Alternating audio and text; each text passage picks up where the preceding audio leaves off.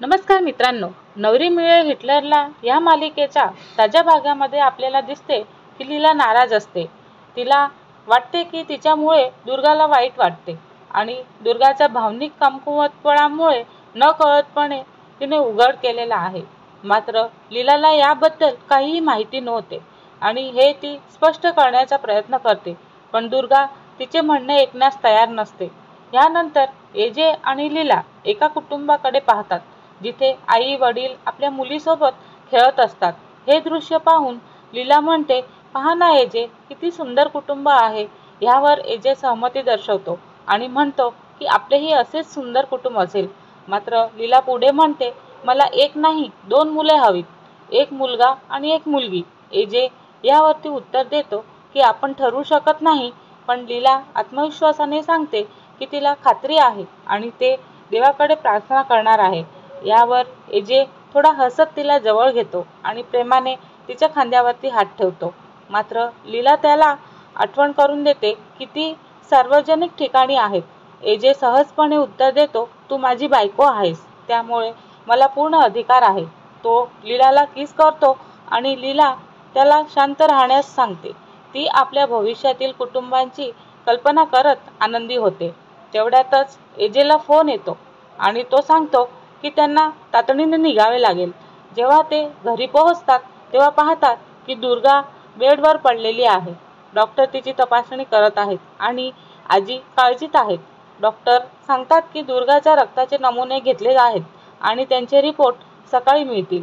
लीलाला चिंता वाटते तर लक्ष्मी तिला दोष देते की हे सर्व तिच्यामुळे झालेले आहे.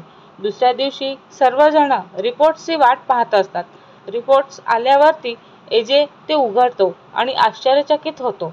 दुर्गा रिपोर्ट पाहून आनंदाने रडते. सगळे तिला विचारतात की काय झाले, रिपोर्टमध्ये काय आहे. आजीही चिंतेने विचारतात. त्यावरती एजे हसत सांगतो, ही आनंदाची बातमी आहे, दुर्गा गर्भवती आहे.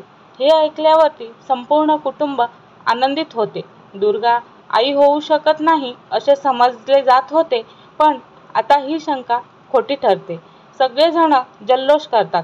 किशोरही आनंदाने आजीला सांगतो, मी बाबा बनणार आहे. लीला आनंदित होते आणि एजेला म्हणते, तुम्ही आजोबा होणार आहात आणि मी आजी. हे ऐकून सगळेजण हसतात. दुर्गा भावनिक होते आणि म्हणते, मी आई बनेन आणि कधी वाटलेच नव्हते, पण देवाच्या कृपाने हे शक्य झालेले आहे. ह्यानंतर लीला दुर्गाची काळजी कशी घ्यायची याची योजना आखते. ती म्हणते, दुर्गाची खोली छान सजवली पाहिजे आणि जेणेकरून तिला सकारात्मक वाटेल. इतरांनी तिच्या प्रेमळ विचारांची स्तुती केलेली आहे आणि ह्याच वेळी सायरन वाजतो आणि सगळे गोंधळून जातात. पण आजी स्पष्ट करतात की हा सायरन शिक्षा देण्यासाठी नाही, तर जबाबदारी वाटून घेण्यासाठी आहे. आजीनं सगळ्यांना दुर्गाची काळजी घेणाऱ्या जबाबदाऱ्या दिल्या आणि लीला तर आनंदाने म्हणते, मी हे करेन आणि ते करेन. आजी तिच्या उत्साहाची दखल घेत म्हणतात, अजून बाळ यायचे आहे आणि तू इतकी आनंदी झाली आहेस. आणि त्यानंतर सगळे आपली कामं वाटून घेतात. संपूर्ण कुटुंब दुर्गाच्या मातृत्वाची वाट पाहत आहे. हा क्षण त्यांच्यासाठी आनंदाचा आणि आशेचा आहे. पुढील भाग पाहण्यासाठी नवरी मिळे हिटलरला नक्की पहा आणि अपडेटसाठी आमच्या चॅनलला लाईक, शेअर आणि सबस्क्राईब करायला विसरू नका. धन्यवाद.